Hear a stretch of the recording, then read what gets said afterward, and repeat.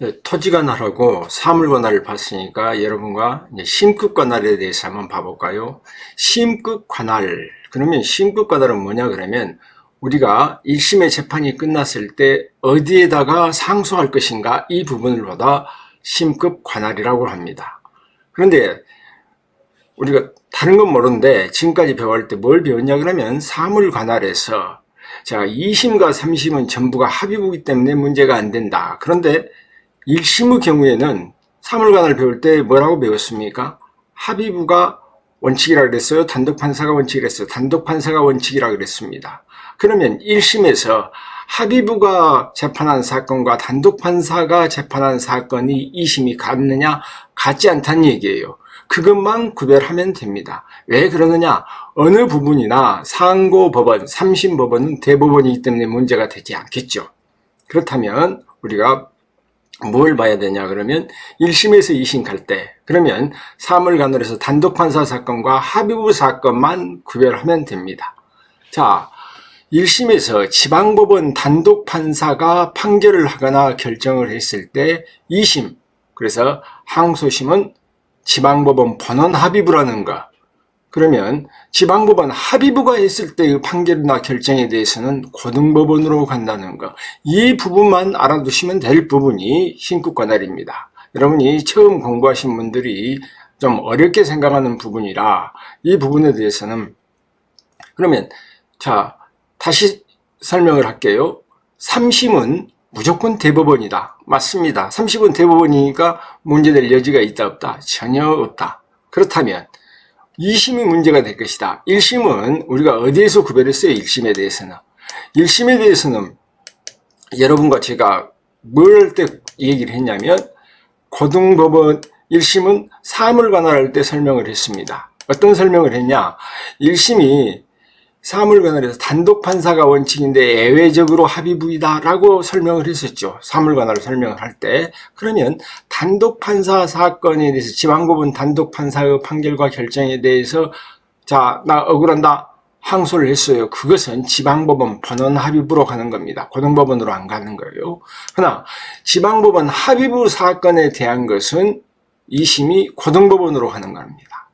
이것만 알아두시면 돼요. 왜? 3심은 무조건 우리가 상고심은 3심은 대법원이기 때문에 문제될 여지가 없다. 그래서 심급관할 이 부분을 여러분이 좀 어렵게 생각을 하고 계시는데 이 부분은 그렇게 어려운 부분은 아닙니다. 그러면 왜 우리가 이것을 배우게 됐느냐? 다음에 이제 할 사물관할이라든가 사물관할의 병합을 배우기 위해서 이 심급관할을 잘 알아둘 필요가 있었던 겁니다. 그러면 사물관할을 배우면서 사물관할에서 관련 사건에 대해서 공부를 하는데 뭘보다 관련이냐? 사건이 어떤 사건이 있는데 이게 사람과 관계가 되거나 사건과 관련이 있을 때 이걸 보다 관련 사건이라 한다. 그러니까 아주 쉽게 얘기하면 관련 사건이란 뭘보다 관련 사건이라 그러는가? 우리가 가만히 보면 그래요. 관련 사건이라는 것은 관할을 인정하는 사건이에요. 관할은 일단 있는데 이게 서로 관할은 있는데 주관적 또는 객관적으로, 주관적이라고 하면 사람과 관계가 있거나 객관적이면 사건과 관련이 있는 사건을 말한다. 이런 사건은, 이 관련 사건은 뭐냐면 어느 쪽에서 한쪽에서 재판을 해야 될 거 아닙니까? 그렇죠? 그렇다면 어떤 것을 보다 관련 사건이라고 그러냐? 자, 봅시다. 우리가 군대는 우리 친구나 동기끼리 야 우리 군대 같이 가자 그래요. 같이 갈 수가 있죠. 하지만 재판도 야 너 같이 친구니까 재판 같이 받자 그럴 수는 없는 것이죠. 하지만 이와 같이 관련 사건이 있을 때 이때는 그 관련 사건은 주관적이나 객관적으로 관련성이 있으면 그 사건은 어느 한쪽에서 재판을 하는 것이 맞겠죠. 왜 그런가 봅시다. 자, 1인이 한 사람이 여러 가지의 범죄를 저질렀다. 이걸 보다 한 사람이 범한 수죄라 그러죠. 한 사람이 여러 가지 죄를 왜 어떻게 저지르느냐? 한 사람이 살인도 하고 1월 1일 날은 살인, 1월 2일 날은 강도, 1월 3일 날은 절도 이런 식으로 한 사람이 여러 가지 죄를 저질렀을 때 이 사람이 강도는 강도 저지른 데 가서 재판받고 절도는 절도한 데서 강간은 강간한 데 가서 계속 재판받을 수는 없죠. 이것은 이렇게 더해가지고 경합해가지고 재판을 하는 게 좋겠죠. 그래서 1인이 범한 수죄는 과형상 수죄로 경합범이 여기에 해당됩니다.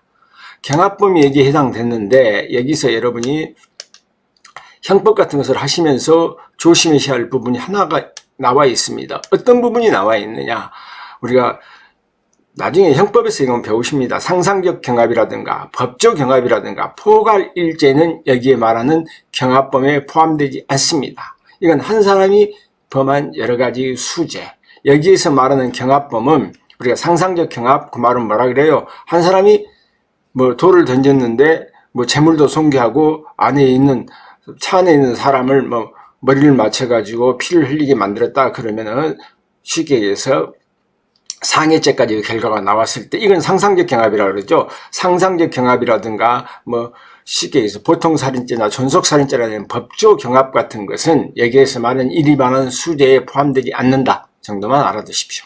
그 다음에 1인이 수인이, 이건 1인이 아니라 있었던 수인입니다. 여러 사람이 공동으로 범한 죄, 공동이다. 그러면 여기서 그러면 뭐라 그럽니까? 형법 총칙에서는 공범이라 그러죠. 형법 총칙에서는 이무적 공범, 그 말은 한 사람이 죄를 저지르게 만들었는데 여러 사람이 한 걸보다 이무적 공범이라 하고, 필요적 공범은 한 사람이 죄를 저지를 수 없는 것이죠.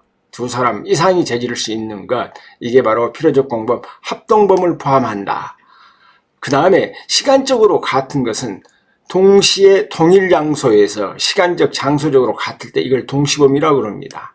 그러면 여기서 말하는 수인이 하는 것은 어떤 것을 보고 뭐 어떤 공범이든 합동범이든 동시범이든 다 관련 사건으로 보는 겁니다. 그러면 이제 마지막에 리을을 한번 볼까요?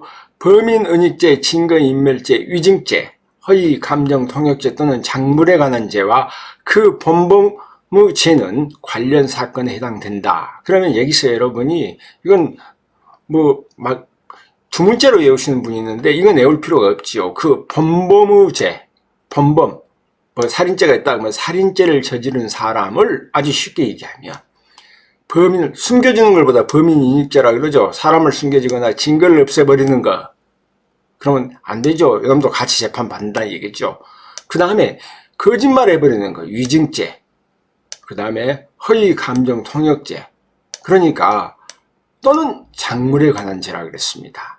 그러면 이건 아주 쉽게 얘기해서 범죄를 저지른 사람을 숨겨주거나 거짓말 해주거나 그 물건에 관한 것은 관련 사건에 해당된다. 관련 사건에 해당된다는 것은 곧 어느 한쪽에서 같이 재판을 해라라는 얘기죠. 그래야 되겠죠. 관련 사건인데 한 사람의 범범은 어디에 있어? 서울에서 사람을 죽였어요. 그놈을 숨겨준 사람은 너는 부산에서 숨겼으니까 부산에서 재판받아. 그 다음에 그 사람을 위해서 서울에서 거짓말을 하는데 그 사람은 위증을 했는데 위증은 그 사람 주소지가 어디다? 대전이다. 뭐 대전 재판 그럴 수가 없다. 이건 전부 한쪽에서 재판을 받아라. 그래서 이건 아주 어떤 사람의 죄를 저지르는데 숨겨주거나 거짓말하거나 작물에 관한 죄는 관련 사건이니까 한쪽에서 재판을 받아야 된다라는 얘기입니다.